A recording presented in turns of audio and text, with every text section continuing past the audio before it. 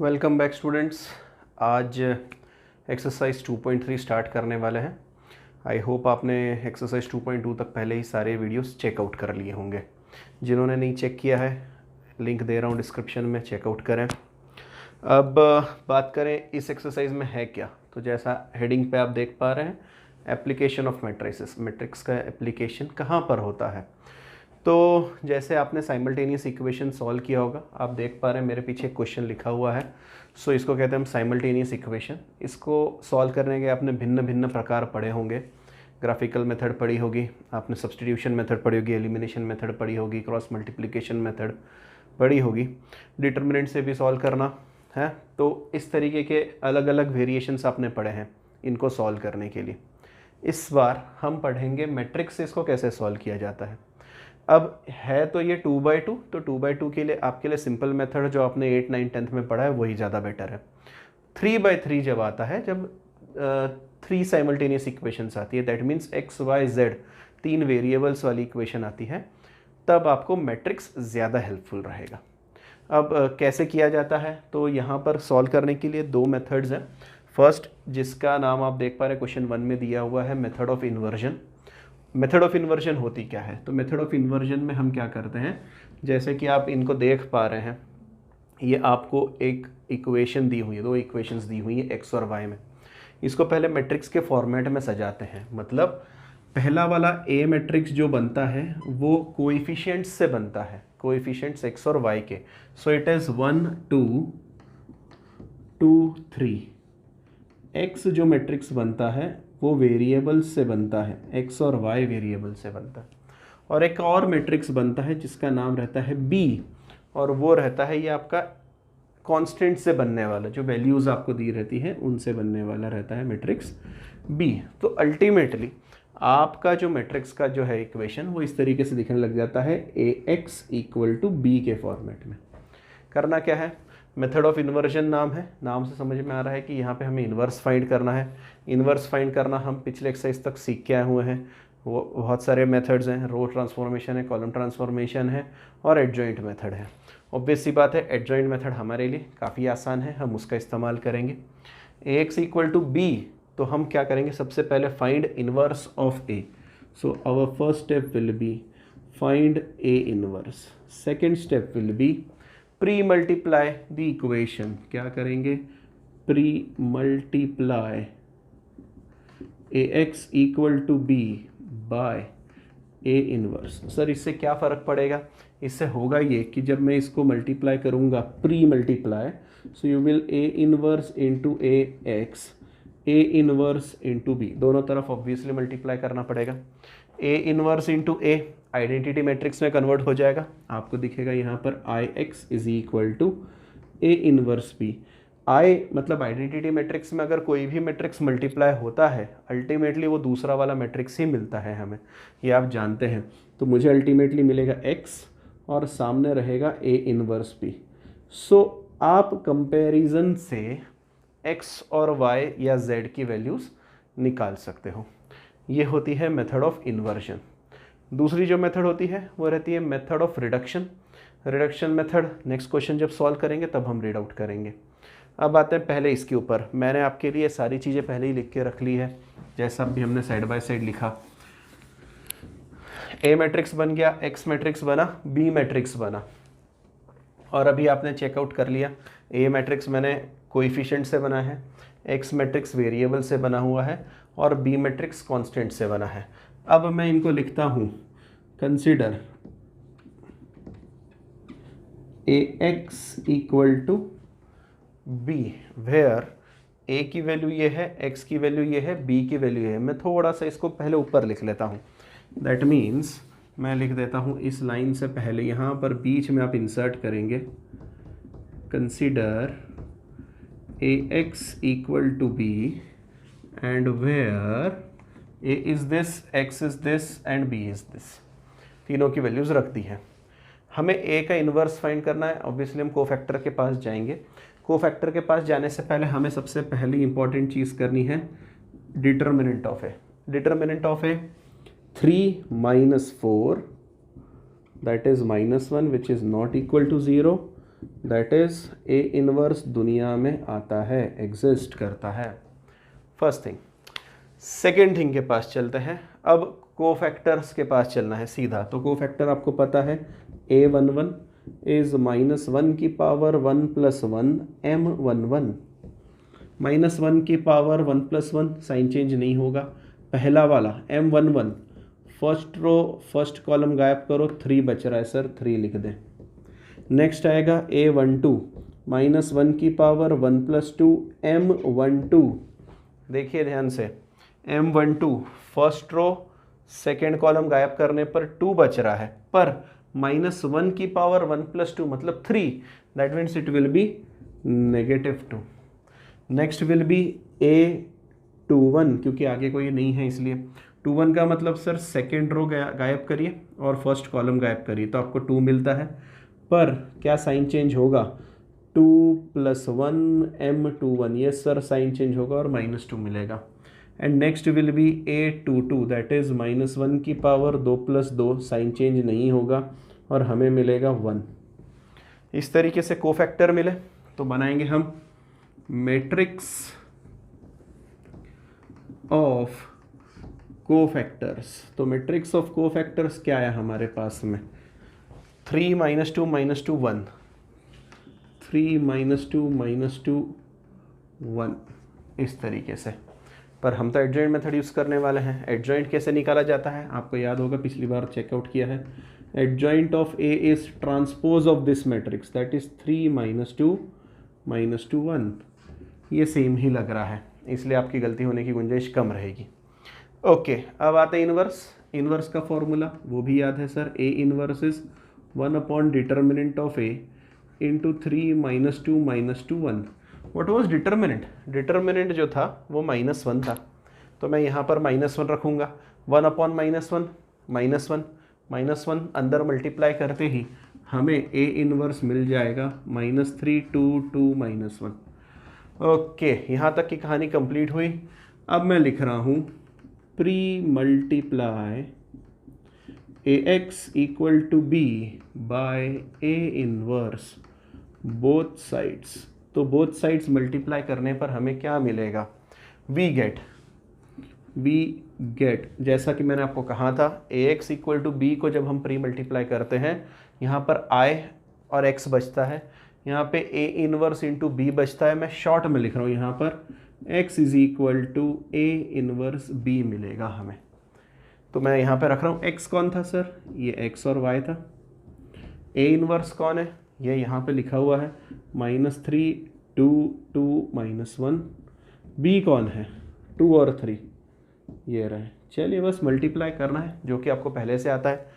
Okay, so this is again multiply possible है कि नहीं कैसे चेक करते, जिन्हें नहीं पता ये 2/2 मैट्रिक्स है, ये 2 रोज 1 कॉलम वाला मैट्रिक्स है। ध्यान से, हम सबसे पहले नंबर ऑफ रोज लिखते हैं, बाद में नंबर ऑफ कॉलम लिखते हैं।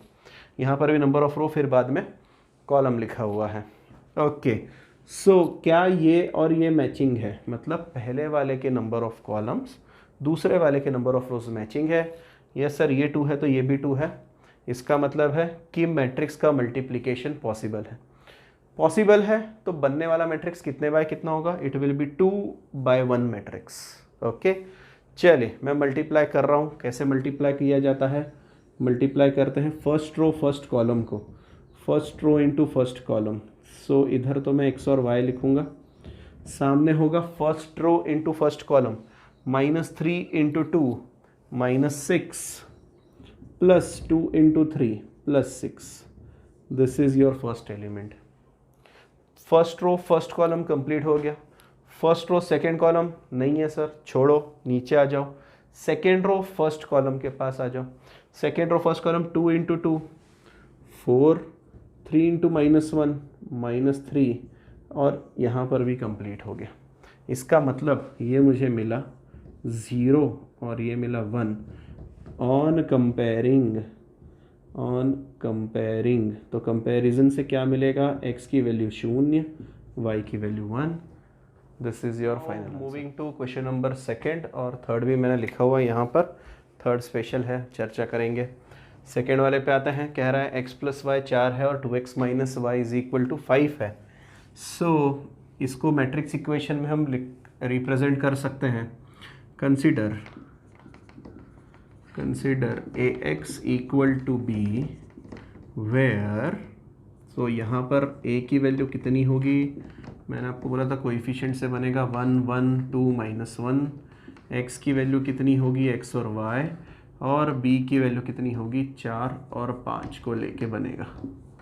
That's it. नेक्स्ट काम हमारा रहेगा determinant of a find out करना। Determinant of a -1 -2 -3 not equal to 0, therefore a inverse इस दुनिया में आता है। और क्योंकि a इनवर्स आता है हम चलेंगे कोफैक्टर मैट्रिक्स के पास में। सो सबसे पहले हम कोफैक्टर्स के पास जाएंगे। कोफैक्टर में सबसे पहला आता है a11। a11 का मतलब आपको पता है -1 की पावर 1 + 1 और माइनर 11। माइनर 11 -1 आएगा, वो एज इट इज़ रहेगा। नेक्स्ट आएगा a12। ये मैं फास्ट इसलिए लिख रहा हूँ क्योंकि अब आपको पता चल गया है कि हमें करना क्या है, और मैं उन्हें फटाफट लिख के रख रहा हूँ क्योंकि माइनर और कोफैक्टर पे हम पूरी एक्सरसाइज पहले ही कंप्लीट कर चुके हैं। 21 है, m21 आएगा, दैट इज़ 1, तो -1 हो जाएगा। एंड a22 विल बी -1 की power 2 + 2 m22 and it will B 1, और वो एज इट इज़ रहेगा। यहीं पर बना रहा हूँ मैं तुरंत cofactor matrix. Cofactor matrix and cofactor matrix will be -1 -2 -1 1 -1 -2 -1 1। तुरंत यहाँ पर बनाया जाएगा एडजॉइंट मैट्रिक्स। एडजॉइंट इसका ट्रांसपोज होता है, first row becomes first column, second row becomes second column, और इस तरीके से एडजॉइंट मिल गया। आते हैं लास्ट चीज़ पर, ए इनवर्स पे। Second last cheese A inverse. A inverse होता है 1 determinant of A into adjoint of A. Okay, determinant कितना था सर, डिटर्मिनेंट आया था -3, सो it will B A inverse is -1/3 -1 -1 -2 1। That's it. फिर हमारा फेवरेट डायलॉग जो कि हम लिखने वाले हैं, क्या लिखेंगे, pre multiply ax equal to b by a inverse to get x is equal to a inverse b। कैसे आता है आपको पता है, x की वैल्यू ये आने वाली है। x कौन है, x है सिर्फ x और y। a इनवर्स कौन है, इतना बड़ा, -1/3 -1 -1 -2 एंड 1, इस तरीके से। और b कौन है सर, b है 4 और 5, मैं यहीं पर रख रहा हूँ इसको, 4 5। आती है मल्टीप्लिकेशन करने की बारी। मल्टीप्लिकेशन ये as it is X Y चुपचाप बैठे रहेंगे, मैं -1/3 को भी चुपचाप बिठा रहा हूँ और मल्टीप्लाई कर रहा हूँ।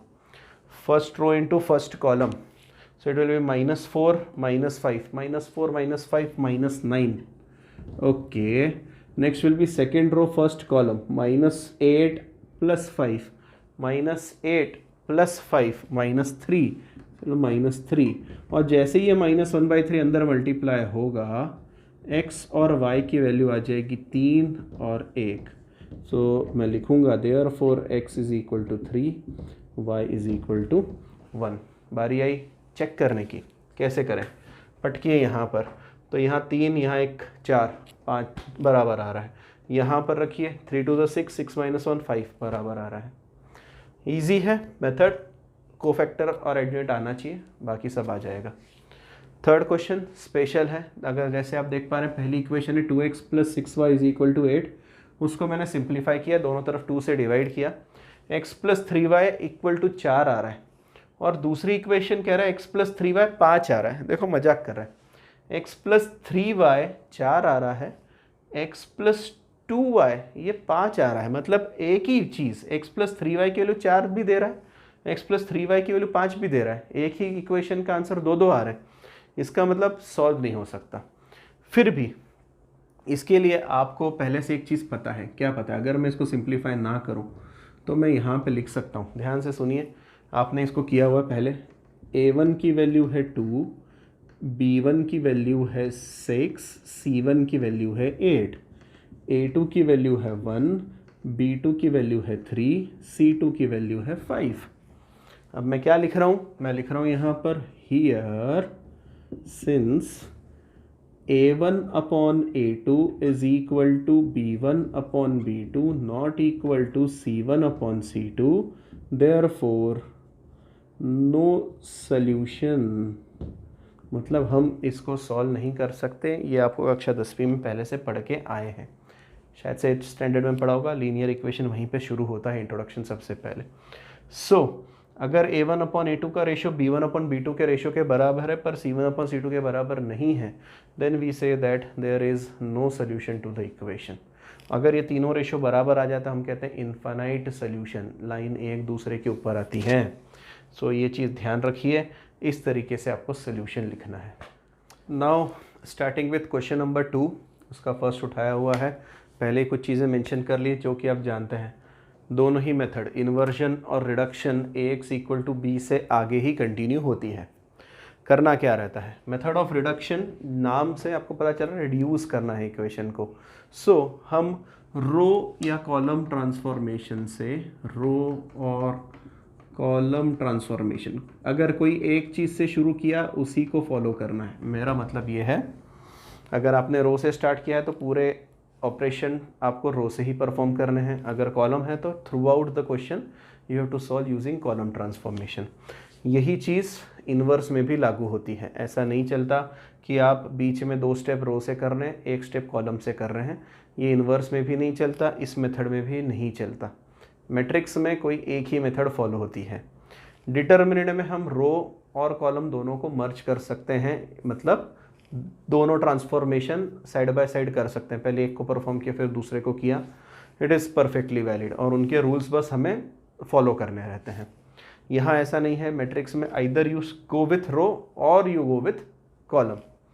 करना क्या है, सो यूजिंग रो और कॉलम ट्रांसफॉर्मेशन, यूजिंग रो और column, convert A into upper or lower triangular matrix, that's it। इतना सा ही काम करना है, ठीक है। मतलब दोनों तरफ ऑपरेशंस परफॉर्म करने हैं और कोशिश करें इसको अपर या लोअर ट्रायंगुलर में कन्वर्ट करें। अगर ऐसा आप करने में कामयाब हो गए देन इक्वेशन रिड्यूस हो जाएगी और आपको इजीली उसके आंसर मिलेंगे। इस क्वेश्चन में स्पेशली मैं एक क्वेश्चन उठाऊंगा ये वाला, और दूसरा मैं उठाऊंगा जानबूझ के 3x3 वाला। मैं कहीं से तो भी एक रैंडम क्वेश्चन लूँगा क्योंकि एक्सरसाइज में नहीं मेंशन है।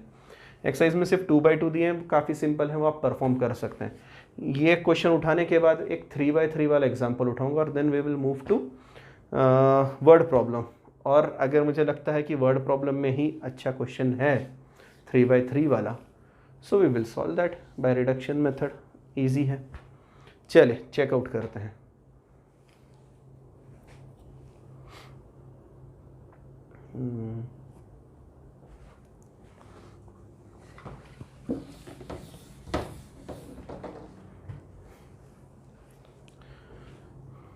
तो फिर जैसा कि देख पा रहे हो ए, एक्स और बी तीनों हैं हमारे पास में। इनको इक्वेशन के फॉर्मेट में सजाते हैं 2 1 3 5, इधर x और y, और सामने बैठा 5 और -3। मुझे कन्वर्ट करना है अपर ट्रायंगुलर या लोअर ट्रायंगुलर मैट्रिक्स में। इसका मतलब है कैसे भी करके इस 3 की जगह पर अगर 0 आ जाए, अपर ट्रायंगुलर की बात हो रही है। अपर ट्रायंगुलर का मतलब होता है डायगोनल के नीचे वाले 0। मतलब कैसे भी करके इस 3 को 0 में कन्वर्ट कर दिया जाए तो आपका काम हो जाएगा। तो कैसे परफॉर्म किया जाए 3 को 0 में? तो ऐसा भी कर सकते हैं कि हम ऊपर वाले को 2 से डिवाइड करें, 3 से मल्टीप्लाई करें और सब्ट्रैक्ट कर दें। देखिए मैं क्या लिख रहा हूँ, ऑपरेशन आपके साइड में लिख रहा हूँ। मैं यहाँ पे लिख रहा हूँ R2, क्योंकि मुझे R2 को चेंज करना है। ध्यान से देखिए, मुझे R2 चेंज करना है। R2 कैसे चेंज हो रहा है? R2 minus 3/2 times R1, R2 minus 3/2 times R1। Bracket लगाने का समय आ गया है। ब्रैकेट मतलब हमारा रफ वर्क जो हम पहले कर रहे थे, R2 माइनस 3/2 R1। सबसे पहले R2 का एलिमेंट कौन है सर? 3 है, लिखें 3। और R1 का पहला एलिमेंट 2, लिखें यहाँ पे 2 2 कट हुआ, 3 माइनस 3 0, इसीलिए हमें इधर मिलेगा 2 1 0 पहला एलिमेंट।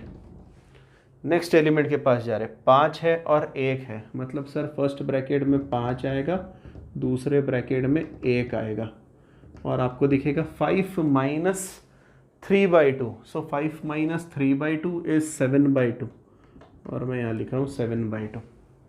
ठीक है, एलसीएम निकाल के हमने सॉल्व कर लिया। ओके, नेक्स्ट यही ऑपरेशन मुझे बी पे भी परफॉर्म करना है। इस तरफ परफॉर्म किया तो इस तरफ भी करूँगा, पर मैं वो एक्स और वाई पे परफॉर्म नहीं करने वाला हूँ, मैं इस पे कर रहा हूँ और इस पे परफॉर्म कर रहा हूँ। अब ध्यान से देखिए, बी वाले के पास जा रहे हैं, इधर एक्स तो एज इट इज़ बैठा रहेगा, बी के पास में चेंज कौन हो रहा है सर, R2 चेंज हो रहा है, तो R1 को एज इट इज़ रखें।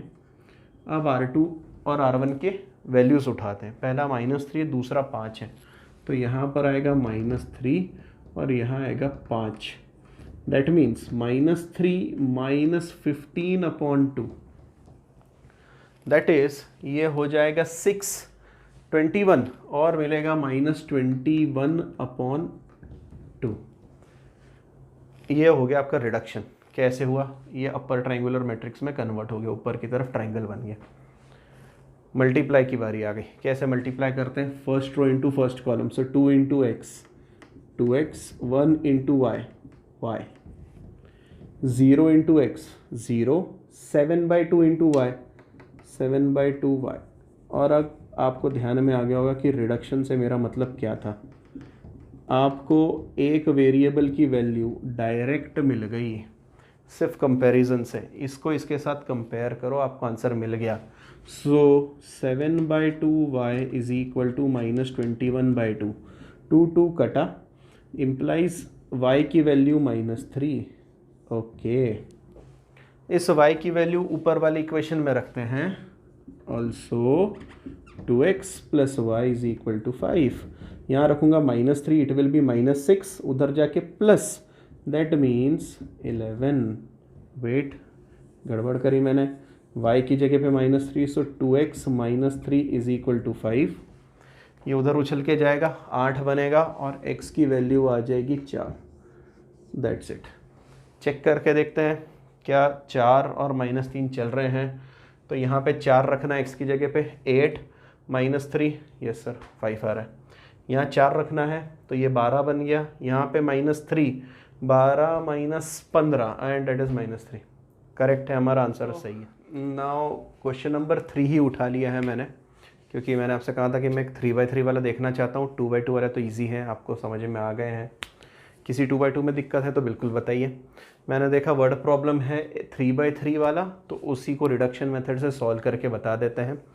वैसे भी पेपर में जब बोर्ड्स में क्वेश्चन आता है तो वर्ड प्रॉब्लम सिंपल आता है, वहाँ पे ऐसा मेंशन नहीं रहता है इन्वर्जन से करिए या रिडक्शन से करिए। You can opt for any one of the method, क्योंकि एप्लीकेशन है। और मेरे हिसाब से 3/3 के लिए ज़्यादा बेटर रहेगा कि आप रिडक्शन ट्राई करें, क्योंकि इन्वर्जन में आपको पूरा कोफैक्टर मैट्रिक्स, एडजॉइंट और फिर वहाँ से उतरना पड़ता है मल्टीप्लिकेशन तक। ये ज़्यादा आसान है, इसलिए मैं रिडक्शन उठा रहा हूँ, और लकीली वर्ड प्रॉब्लम में 3/3 था, इसलिए मैंने यही क्वेश्चन सीधे उठा लिए। क्वेश्चन जो कि स्क्रीन पे भी देख पा रहे होंगे, वर्ड प्रॉब्लम में उसने मेंशन किया है कि पेंसिल, पेन और इरेजर्स के कॉस्ट क्या क्या दिए हुए हैं। तो हमने माना भैया सबसे पहली चीज़, एक पेंसिल का रेट है X रुपीज़, एक पेन का रेट है Y रुपीज़ एंड 1 इरेज़र का रेट है Z रुपीज़। और उसी क्वेश्चन के अकॉर्डिंग, है ना, क्वेश्चन के अकॉर्डिंग हमने ये इक्वेशंस बना ली। 4x 3y 2z is equal to 60, 2x 4y 6z 90, और ये, और वापस से जो चीज़ हमें ज़रूरी थी वही लिखी, ax इक्वल टू b, जो पिछली बार जो ज़रूरी था उस फॉर्मेट में हमने इसे लिख लिया है। अब हमें इसे कन्वर्ट करना है अपर या लोअर ट्रायंगुलर मैट्रिक्स में। ऑब्वियसली हम रो ट्रांसफॉर्मेशन परफॉर्म करने वाले हैं, so we will start with upper triangular matrix, और यहाँ पे रो ट्रांसफॉर्मेशन ही करेंगे। सबसे पहले मुझे दिख रहा है कि ये 2 4 6 हैं।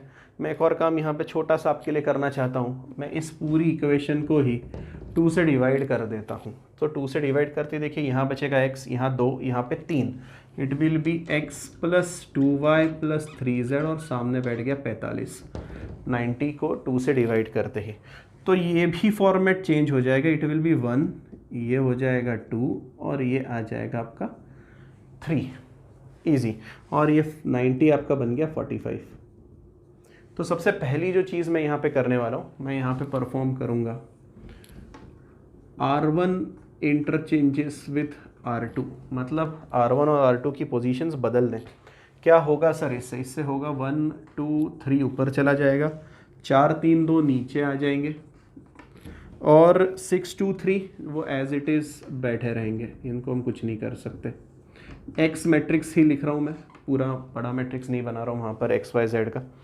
60 45 इनमें भी शिफ्टिंग हो जाएगा, ऊपर 45 चला जाएगा, नीचे 60 आ जाएगा और इधर 70 बैठा रहेगा।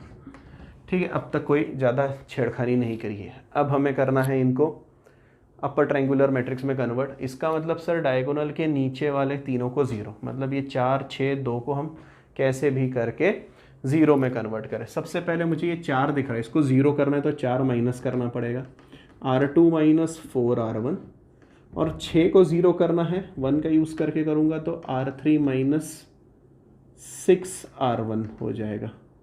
इस वजह से हमारा 1 2 3 तो सही सलामत रहेगा, x एज इट इज़ रहेगा, 45 सही सलामत रहेगा। अब बारी आती है ब्रैकेट्स लगाने की, ताकि रफ में हम इसको कैलकुलेट कर पाए अच्छे से। पहले मैं इस ऑपरेशन को उठा रहा हूँ आपके लिए आराम से, ये आपको रफ में करना है लेटर ऑन। 4R1, सबसे पहला एलिमेंट आपको पता है, यहाँ पे 4 और ये 1 है, यहाँ 4 और 1 रखते ही ये 0 आने वाला है, उसी के लिए इतनी मेहनत करी है, इसलिए मैं वहाँ 0 लिख दे रहा हूँ। नेक्स्ट 3 और 2, तो यहाँ पे आएगा 3, यहाँ पे आएगा 2। 3 minus 8 it will B minus 5, यहाँ माइनस 5। 2 और 3, तो यहाँ पे मैं लिखूँगा 2 और यहाँ लिखूँगा मैं 3। सो 2 माइनस 12 माइनस 10। ओके, नेक्स्ट आएगा 60 और 45, मतलब इस वाली जगह पर आएगा 60, यहाँ पर आएगा 45। इधर मल्टीप्लाई करिए या तो फिर कुछ कॉमन निकाल के भी बातें बन सकती हैं। मल्टीप्लाई कर लेते हैं क्योंकि मुझे पता है 45 2 90 होता है, तो ये 180 तक जा रहा है। 180 और 160 का डिफरेंस लेते ही 120 आएगा, पर माइनस वाला आएगा, माइनस 120 तक पहुंच गए हम। हमारा इस ऑपरेशन का काम कंप्लीट हो गया। Now moving to R3 minus 6R1। सो पहला ब्रैकेट R3 का, दूसरा ब्रैकेट R1 का, और यहाँ पर 4 की जगह आ जाएगा आपका 6।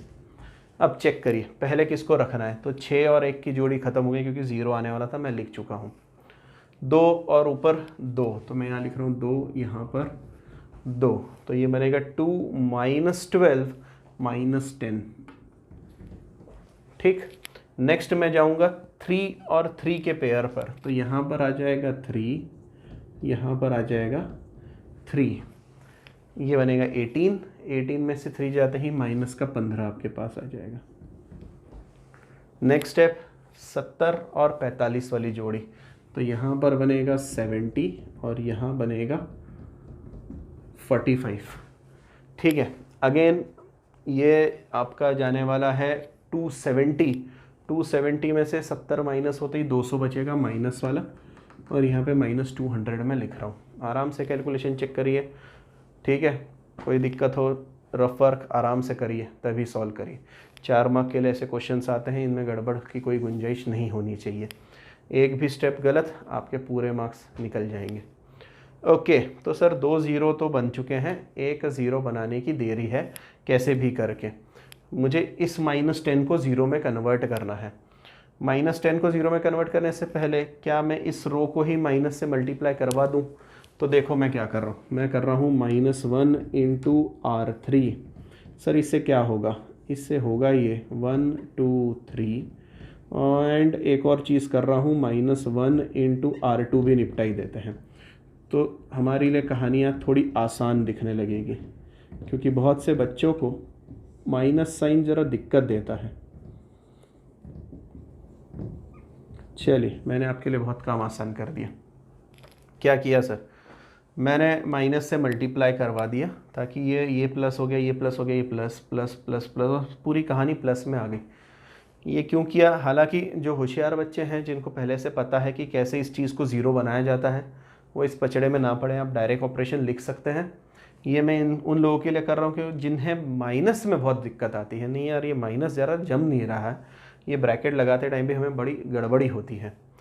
चलिए, इस 10 को 0 में कन्वर्ट करना है, 10 में से 10 घटाइए 0 आ जाएगा।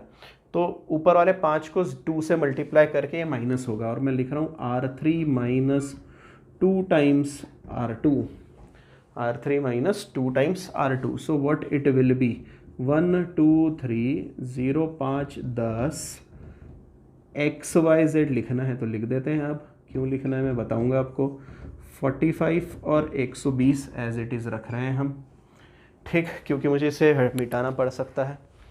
चलिए, अब अगेन ब्रैकेट की कहानी, ये सब आपने लिखा हुआ, इसको मैं हटा रहा हूँ, लेटर हम चेक कर लेंगे, इसकी कोई ज़रूरत नहीं है अब। ओके, क्या लिखा जा रहा है, R3 माइनस 2R2, R3 का पहला ब्रैकेट 2R2 का दूसरा ब्रैकेट, ठीक है। R3 माइनस 2R2, R3 का पहला एलिमेंट कौन है सर, 0 और 0 की जोड़ी बनेगी, 0 और 0।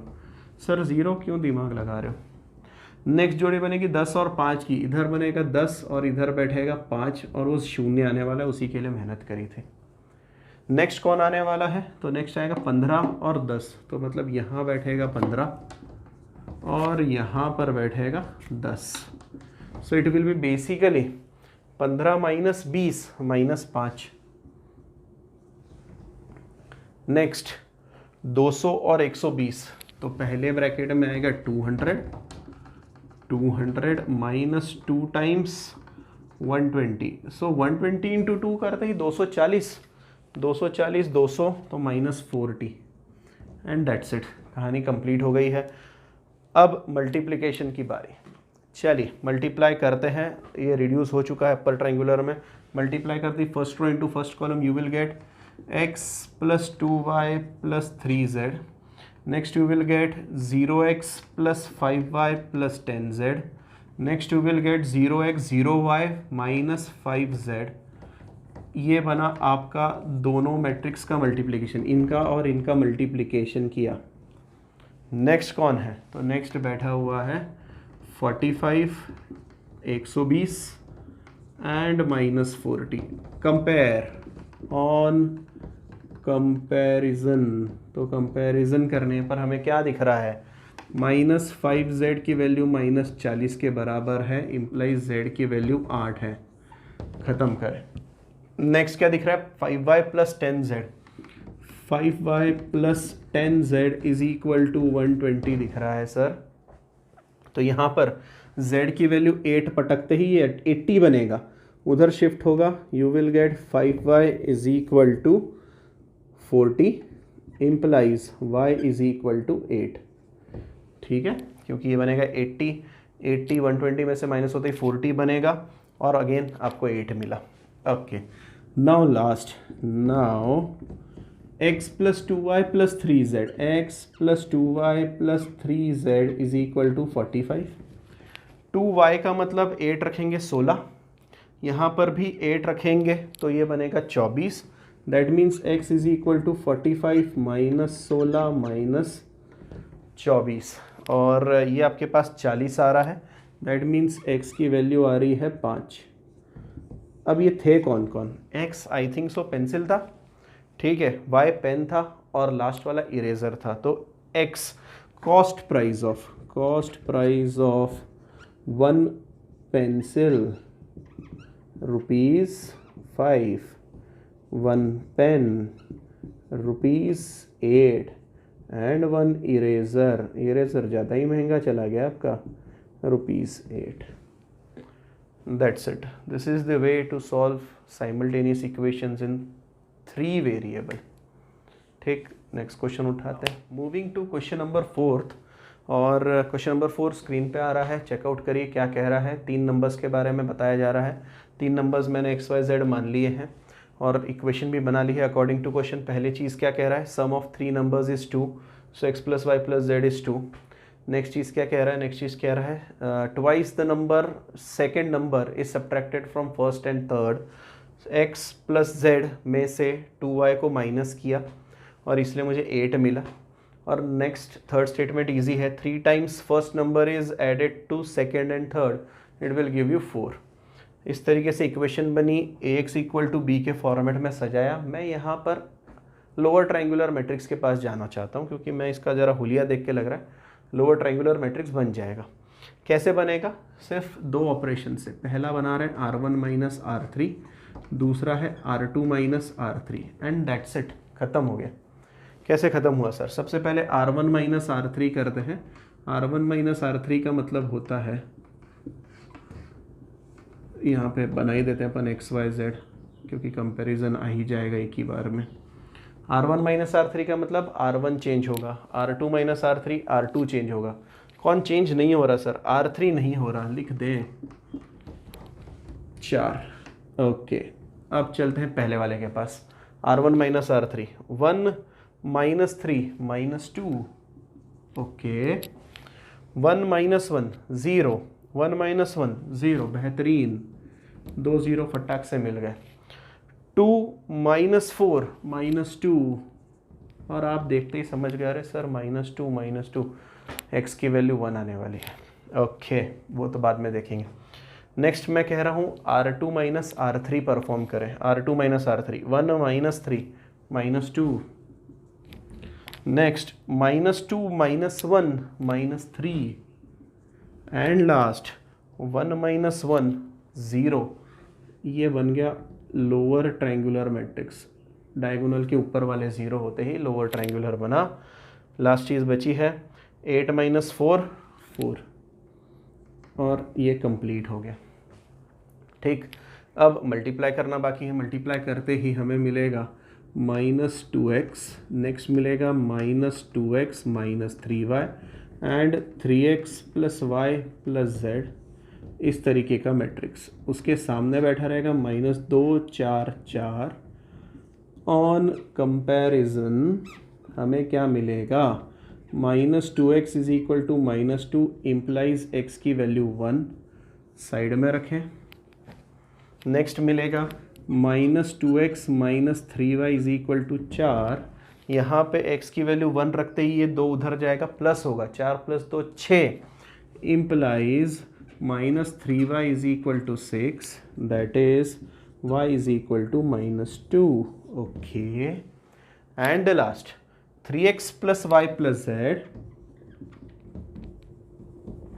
3x plus Y plus z is 4 implies x की वैल्यू 1, y की वैल्यू माइनस 2। मैं यहाँ पे 1 रख रहा हूँ तो ये 3 हो जाएगा, 3 उधर उछल जाएगा, 4 में से 3 जाएगा।